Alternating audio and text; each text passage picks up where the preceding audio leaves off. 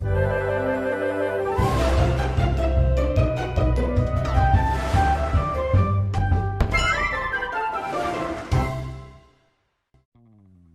दोस्तों, संख्या पद्धति यानी नंबर सिस्टम्स के इस वीडियो में आपका स्वागत है। पिछले वीडियो में हमने परिमेय तथा अपरिमेय संख्याओं की कुछ जानकारी प्राप्त की थी। इस सत्र में हम परिमेय और अपरिमेय संख्याओं के दशमलव प्रसार यानी decimal expansion of rational and irrational numbers के बारे में सीखेंगे। दोस्तों, इन संख्याओं में से परिमेय और अपरिमेय संख्याओं को पहचानिए। हम केवल परिभाषा को ध्यान में रखते हुए इन्हें आसानी से पहचान सकते हैं। तो यह रही परिमेय संख्याएं और अपरिमेय संख्याएं। दी गई सभी परिमेय संख्याएं भिन्न के रूप में हैं। क्या हम इन्हें दशमलव रूप में लिख सकते हैं? जी हाँ, उसके लिए हमें इन्हें भाग विधि से हल करना होगा। पहला उदाहरण लेते हैं 5/4 और 5 को 4 से भाग देते हैं।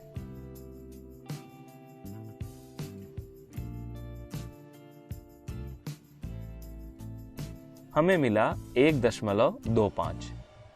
इस उदाहरण में कुछ चरणों के बाद शेषफल 0 हो जाता है और भागफल में दशमलव प्रसार का अंत हो जाता है। इसलिए इस दशमलव प्रसार को शांत दशमलव कहते हैं, टर्मिनेटिंग। अब लेते हैं अगला उदाहरण 10/9। यहाँ 10 को 9 से भाग देने पर शेषफल 0 न होकर उसमें 1 की पुनरावृत्ति हो रही है और उसी तरह भागफल में भी 1 की पुनरावृत्ति हो रही है और उसका दशमलव प्रसार कुछ इस प्रकार मिल रहा है, 1.111 और इसी तरह आगे भी। आप इसे ध्यान से देखें तो यह कभी न खत्म होने वाली प्रक्रिया है।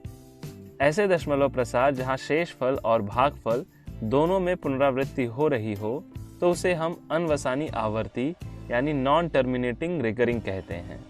हम इसे इस तरह भी लिख सकते हैं।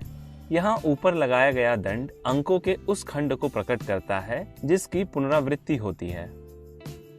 यदि हम तीसरे उदाहरण को देखें 1/27,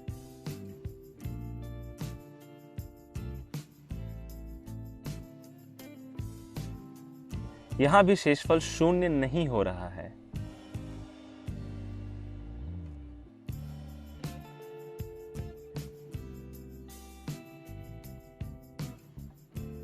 इस भाग को ध्यान से देखें तो तीसरे चरण के बाद हमें फिर वही शेषफल मिल रहा है।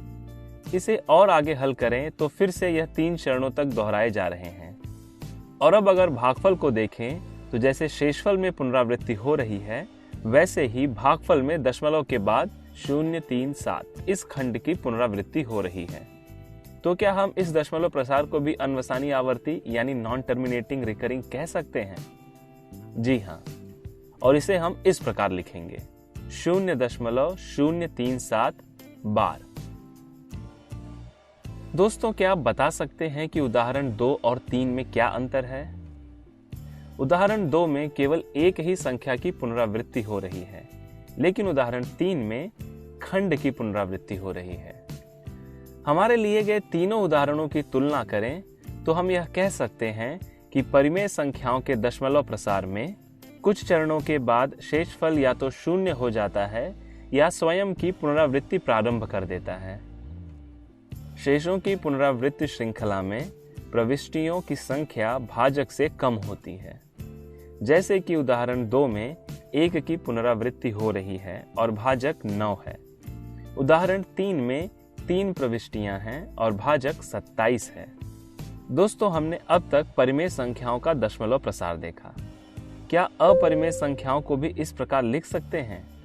चलिए देखते हैं। करनी में 2 और करनी में 5 का दशमलव प्रसार कुछ इस प्रकार का है। इन्हें ध्यान से देखें तो यहाँ न तो संख्याएं दोहराई जा रही हैं और न ही खत्म हो रही हैं। ऐसे ही हम अनेक अपरिमेय संख्याएं ज्ञात कर सकते हैं और उनका दशमलव प्रसार लिख सकते हैं। आप पाई से तो परिचित होंगे। इसका दशमलव प्रसार कुछ इस तरह है।